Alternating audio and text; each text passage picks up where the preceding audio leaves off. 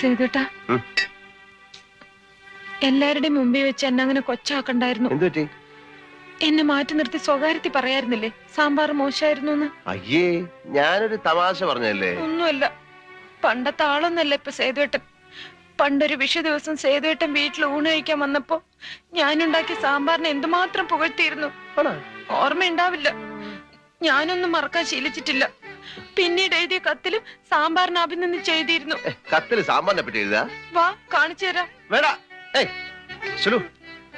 ഞാൻ ചിലപ്പോ എഴുതിയിട്ടുണ്ടാവാം.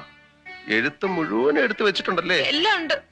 ഞാൻ തൊടുന്ന പൊട്ട്, ഞാൻ ഉടുക്കാറുള്ള ഉടുപ്പ്, എന്റെ കയ്യിലെ കുപ്പിവിളകൾ, ഇല്ല എന്തൊരു ഭംഗിയാണ്, എന്തൊരു ചേർച്ചയാണെന്നൊക്കെ പറയാറുണ്ടായിരുന്നു പണ്ട്. ഇപ്പൊ ഒന്നുമില്ല. ആര് പറഞ്ഞു ഇപ്പൊ പറയില്ലെന്ന്? ഇപ്പൊ ആണേലും പറയാം.